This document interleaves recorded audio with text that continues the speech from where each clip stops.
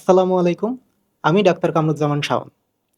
আমাদের কাছে অনেকেই এসে বলে থাকেন যে তারা গ্যাস বা অ্যাসিডিটির বিভিন্ন সমস্যায় আক্রান্ত। অনেকেই বলেন যে তাদের খাবার গ্রহণের পরে উপরের পেট বা বুক জ্বালাপোড়া করে, খাবার উপরের দিকে উঠে আসে, টক টক স্বাদ অনুভূত হয়।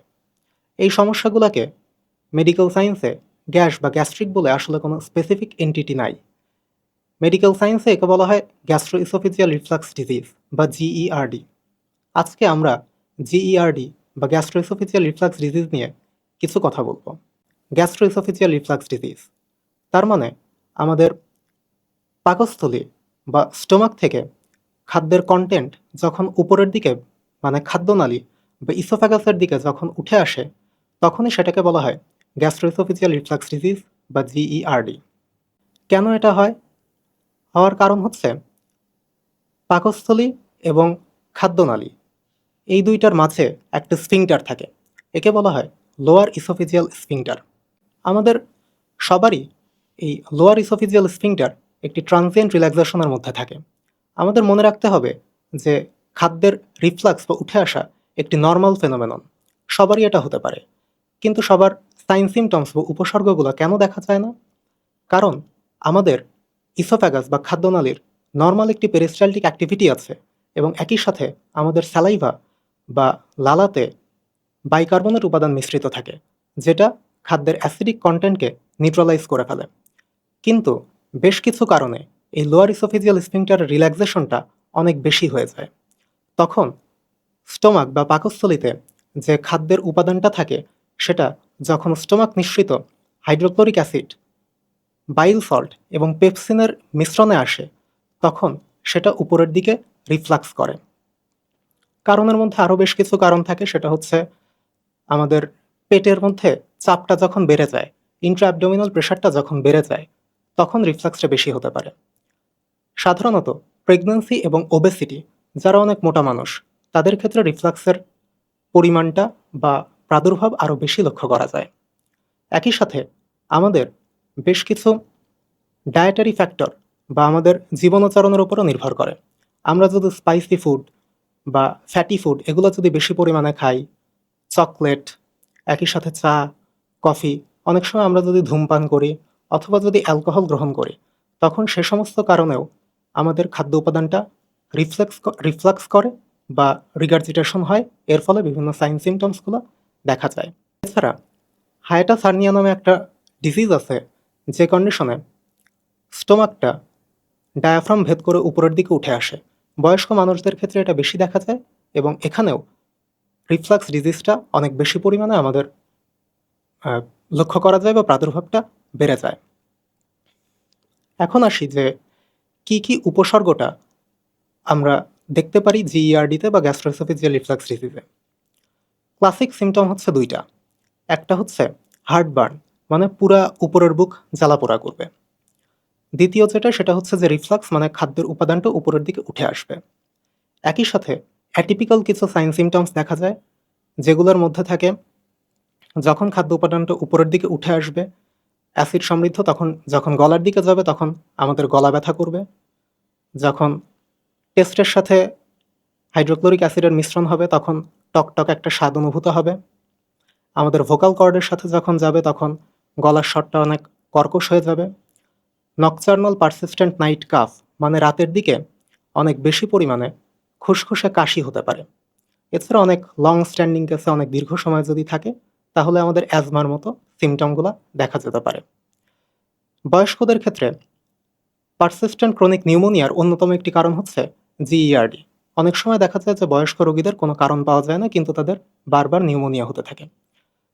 এই অ্যাসিডিটির সমস্যার কারণেও বা গ্যাস্ট্রোএসোফেজিয়াল রিফ্লাক্স ডিজিজের কারণেও বয়স্কদের মাঝে এই নিউমোনিয়ার প্রাদুর্ভাবটা লক্ষ্য করা যায়। এখন আমরা আসি যে এই সমস্ত সাইন সিমটমস বা উপসর্গগুলো যদি দেখা যায়, তাহলে পরবর্তীতে আমাদের করণীয়টা কি? প্রথম করণীয় হচ্ছে যে আমাদের জীবনাচরণ বা লাইফস্টাইলটা চেঞ্জ করতে হবে বা পরিবর্তন করতে হবে। কি কি করতে পারি? প্রথম করণীয় হচ্ছে যে কারোর ওজন যদি অনেক বেশি থাকে, অনেক যদি ওবেস থাকে, তাহলে ওজনটা কমাতে হবে। এটা হচ্ছে প্রথম কথা। ওজন বেশি থাকলে অবশ্যই আমার ওজন কমাতে হবে। তারপরে খাদ্যাভ্যাসটা আমাদের পরিবর্তন করতে হবে। বিভিন্ন ধরনের fatty food, spicy food, chocolate, coffee, চা এগুলোর পরিমাণ কমায় দিতে হবে। কেউ যদি ধূমপান করে থাকেন অবশ্যই তাকে ধূমপান বর্জন করতে হবে। কেউ যদি অ্যালকোহল সেবন করে থাকেন তাহলে তার অ্যালকোহলটা একবারে বন্ধ করে দিতে হবে। এছাড়া কিছু ফলমূল থাকে যেরকম টমেটো, আদা, রসুন এগুলোতে রিফ্লাক্সের পরিমাণটা বেড়ে যায়, ট্রিগার ফ্যাক্টর হিসেবে কাজ করে। তাদেরকে অবশ্যই এই খাদ্য উপাদানটা বা যে সমস্ত খাদ্যের জন্য বেড়ে যায় সেগুলা কমায় দিতে হবে। পরিমিত পরিমাণে এক্সারসাইজ করতে হবে সবাইকেই। এরপরে যেটা যে যখন আমরা ঘুমাবো বা শুইতে যাব তখন আমাদের হেড এন্ডটা যেখানে মাথা থাকবে সেই মাথার দিকটা একটু উঁচু করে রাখতে হবে। সচরাচর 6 থেকে 8 সেন্টিমিটার উঁচু করে রাখতে হবে মাথার দিকটা। তাহলে যখন আমরা শুয়ে থাকবো তখন গ্যাস্ট্রিক কন্টেন্টটা উপরের দিকে আসবে না, রিফ্লাক্স করবে না মুখের দিকে। যখন আমরা ঘুমাতে যাব তখন তার 2 থেকে 3 ঘন্টার মধ্যে আমরা কোনো খাবার গ্রহণ করব না। আর প্রতিদিন ফ্রিকোয়েন্ট স্মল মিল হিসাবে আমাদের খেতে হবে। সামান্য কিছু পরিমাণ খাদ্য আমরা একটু একটু পরপর খাবো, একবারে অনেক বেশি খাবো না। সামান্য পরিমাণে খাবার একটু পরপর আমরা গ্রহণ করব। কার্বোনেটেড বেভারেজ আমাদের কমায় ফেলতে হবে। একই সাথে যে সমস্ত ফলমূলে সাইট্রাস উপাদান থাকবে সে সমস্ত খাদ্য উপাদানও আমাদের গ্রহণ কমিয়ে ফেলতে হবে। এখন আসি যে লাইফস্টাইল মডিফিকেশনের মাধ্যমেও যদি সিমটমগুলো না যায় তখন আমরা কি করতে পারি? তখন আমাদের মেডিকেশনের দিকে যেতে হবে। মেডিকেশনে সচরাচর আমরা যেটা প্রেফার করি সেটা হচ্ছে প্রোটন পাম্প ইনহিবিটর, যেগুলো আমরা ওমিপ্রাজল, ইসোমিপ্রাজল, র্যাবেপ্রাজল এই সমস্ত নামে পেয়ে থাকি। প্রোটন পাম্প ইনহিবিটর ব্যবহার করা হয় সাধারণত 8 সপ্তাহ মতো আমরা ব্যবহার করে থাকি। জিইআরডি বা গ্যাস্ট্রোএসোফেজিয়াল রিফ্লাক্স ডিজিজ যদি হয়ে থাকে তাহলে 8 সপ্তাহের মধ্যেই আমাদের সিমটমগুলো সাবসাইড করে যাবে, পেশেন্ট বেটার ফিল করবে। যদি 8 সপ্তাহের মধ্যেও সিমটমগুলো ভালো না হয় তখন আমাদের আপার জি এন্ডোস্কোপির মাধ্যমে পরীক্ষা করে দেখতে হবে যে এটা আসলেই গ্যাস্ট্রোএসোফেজিয়াল রিফ্লাক্স ডিজিজ না এখানে আরও কোনো রোগব্যাধি অ্যাসোসিয়েটেড আছে। সাধারণত পিপিআই ট্রায়াল ছাড়াও অনেক সময় যদি আরও কিছু সিমটম থেকে থাকে যেগুলোকে বলা হয় অ্যালার্ম সিমটম, তখন আমরা সরাসরি আপার জি এন্ডোস্কোপির দিকে যেতে পারি। অ্যালার্ম সিমটমগুলো কী কী?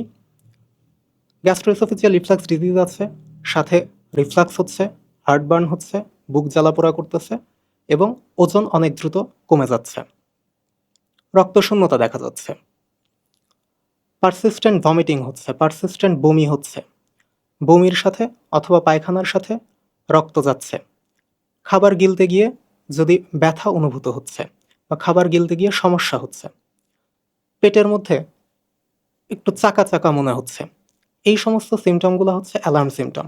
সাথে পেশেন্টের বয়স যদি 55 বছরের বেশি থাকে এবং তার যদি রিফ্লাক্স সিমটমগুলো দেখা যায় তখন আমরা পিপিআই ট্রায়ালের আগেই প্রথমেই আপার জি এন্ডোস্কোপি করে দেখে নিব এখানে অ্যাসোসিয়েটেড অন্য কোনো ম্যালিগন্যান্সি বা অন্য কোনো সমস্যা আছে কিনা। গ্যাস্ট্রোএসোফেজিয়াল রিফ্লাক্স ডিজিজ বা জিইআরডিতে আমরা চিকিৎসা হিসাবে ফার্স্ট লাইন মেডিকেশন হিসাবে পিপিআই ইউজ করে থাকি।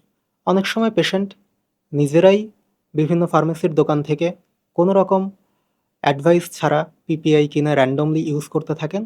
এর ফলে বিভিন্ন সাইড ইফেক্ট হতে পারে। প্রোটন পাম্প ইনহিবিটর বা ওমিপ্রাজল, ইসোমিপ্রাজল, র্যাবেপ্রাজল এই ওষুধগুলা অনেক বেশি ব্যবহারের ফলে যে সমস্ত সাইড ইফেক্টগুলো হতে পারে সেগুলোর মধ্যে পড়বে যে আমরা যদি হঠাৎ করে এই পিপিআইগুলো অফ করে দেই তাহলে রিবাউন্ড হাইপার অ্যাসিডিটি হতে পারে। আমার গ্যাস্ট্রিকের সমস্যা হচ্ছে, আমি দোকান থেকে পিপিআইটা কিনে খেলাম, একবেলা দুই বেলা ইচ্ছা মতো খেলাম, হঠাৎ করে বন্ধ করে দিলাম। দেখা যাবে হঠাৎ করে আগের চেয়েও অনেক বেশি পরিমাণে রিফ্লাক্সের সমস্যাটা আমার মধ্যে দেখা যাবে। একই সাথে পিপিআই যদি আমরা অনেক বেশি দিন ব্যবহার করতে থাকি তখন আমাদের আয়রন, ভিটামিন বি 12 এবং ক্যালসিয়াম এর অ্যাবজর্পশনটা ইন্টেস্টাইন থেকে বা গাট থেকে কমে যাবে। যখন ক্যালসিয়ামের অ্যাবজর্পশন কমে যাবে তখন আমাদের অস্টিওপোরোসিস বা হাড় ক্ষয় হতে পারে। আয়রন এবং ভিটামিন বি 12 এর অ্যাবজর্পশন কমে যাওয়ার ফলে আয়রন ডেফিসিয়েন্সি অ্যানিমিয়া এবং vitamin B 12 deficiency anaemia develop করতে পারে। এন্টেরিক বিভিন্ন ব্যাকটেরিয়া থেকে পেটের মধ্যে বিভিন্ন ইনফেকশন দেখা দিতে পারে। স্যালমোনেলা, ক্যাম্পাইলোব্যাক্টর, ক্লস্ট্রিডিয়াম এই সমস্ত ব্যাকটেরিয়া থেকে অনেক বেশি গাট ইনফেকশন হতে পারে। দীর্ঘ সময় যদি আমরা পিপিআই ইউজ করি তাহলে কিডনিতে ড্যামেজ হতে পারে, অ্যাকুইট ইন্টারস্টিশিয়াল নেফ্রাইটিস ডেভেলপ করতে পারে এর থেকে পেশেন্ট ক্রনিক কিডনি ডিজিজের দিকে যেতে পারে। এরকম বিভিন্ন সাইড ইফেক্ট আছে। এজন্য অবশ্যই পিপিআই বা প্রোটন পাম্প ইনহিবিটর যখন আমরা ইউজ করব, তখন অবশ্যই একজন রেজিস্টার্ড চিকিৎসক থেকে পরামর্শ নিয়ে তারপরে আমরা এই পিপিআইটা সেবন করব। এখন আসি, যদি আমরা এই সিমটমগুলা বা রিফ্লাক্স ডিজিজটা যথাসাধ্য ট্রিটমেন্ট না করি, তাহলে কি কি সমস্যা হতে পারে? গ্যাস্ট্রোএসোফেজিয়াল রিফ্লাক্স ডিজিজ থেকে ইসোফ্যাজাইটিস হতে পারে, খাদ্যনালীর প্রদাহ হতে পারে, সেখানে স্ট্রিকচার তৈরি হতে পারে। সেই স্ট্রিকচারটা পারফোরেটেড হয়ে বা ফুটা হয়ে অনেক সময় ব্লিডিং হতে পারে। তার ফলে রক্তশূন্যতা বা অ্যানিমিয়া দেখা দিতে পারে। অনেক সময় যেটা হয় সেটা হচ্ছে যে ইসোফ্যাগাস বা খাদ্যনালী যদি অনেক দীর্ঘ সময় পাকস্থলীর অ্যাসিডিক কন্টেন্টের মিশ্রণে থাকে, তখন ইসোফ্যাগাসের নর্মাল এপিথেলিয়ামটা ইন্টেস্টিনাল কলামনার মেটাপ্লাসিয়াতে কনভার্ট হয়ে যেতে পারে, যেটাকে বলা হয় ব্যারেটস ইসোফ্যাগাস। এই ব্যারেটস ইসোফ্যাগাস একটি প্রিম্যালিগনেন্ট কন্ডিশন। এটা পরবর্তীতে অ্যাডেনোকার্সিনোমা বা ম্যালিগনেন্সিতে টার্ন নিতে পারে। এই জন্য আমাদের এই ব্যাপারে সতর্ক থাকতে হবে। বাংলাদেশ ফার্মাসিউটিক্যাল জার্নাল 2022 সালে একটি রিসার্চ পরিচালনা করে। রিসার্চের টপিকটা ছিল যে the prevalence of gastroesophageal reflux disease among younger population in Bangladesh. তারা 18 থেকে 35 বছরের মানুষ নিয়ে একটি সার্ভে পরিচালনা করে এবং দেখতে পায় যে 18 থেকে 35 বছর বয়স্ক মানুষের 55.7% মানুষ এই রিফ্লাক্স ডিজিজে আক্রান্ত। কাজেই আমরা বুঝতে পারতেছি যে এই গ্যাস্ট্রোএসোফেজিয়াল রিফ্লাক্স ডিজিজ অনেক বেশি প্রবল। ইয়াঙ্গার জেনারেশন থেকে অবশ্যই ওল্ডার জেনারেশনে এই জিনিসটা আরও বেশি প্রকট। যখন বয়স বাড়তে থাকবে, হজম শক্তির পরিমাণ কমতে থাকবে, হার্টবার্ন, বুক জ্বালাপোড়া, খাবার উপরের দিকে উঠে আসা, এগুলো অনেক বেশি পরিমাণে দেখা যাবে। আমরা যেটা দেখতে পেলাম যে 18 থেকে 35 বছর বয়স্ক মানুষের মধ্যে জিইআরডির প্রিভ্যালেন্স 55.7%। ইয়াঙ্গার জেনারেশনই শুধু নয়, বয়স যত বাড়তে থাকবে তাদের মাঝে গ্যাস্ট্রোএসোফেজিয়াল রিফ্লাক্স ডিজিজের পরিমাণটা আরও বেশি দেখা যাবে। সাইন সিমটমস অনেক বেশি প্রকট হবে, কোনো সময় সাইলেন্টও থাকতে পারে। এই জন্যে তাদের ক্ষেত্রে বা পুরা জেনারেশনের ক্ষেত্রেই, বয়স কম হোক অথবা বেশি হোক, সবার ক্ষেত্রেই জিনিসটা অনেক বেশি গুরুত্ব বহন করে। কারণ যদি যথাযথ চিকিৎসা না করা হয়, তাহলে অনেক সময় সেটা কার্সিনোমাতে রূপ নিতে পারে, ম্যালিগনেন্সিতে রূপ নিতে পারে, অনেক সময় ব্লিডিং দেখা দিয়ে অনেক অ্যানিমিক পেশেন্ট হয়ে যেতে পারে।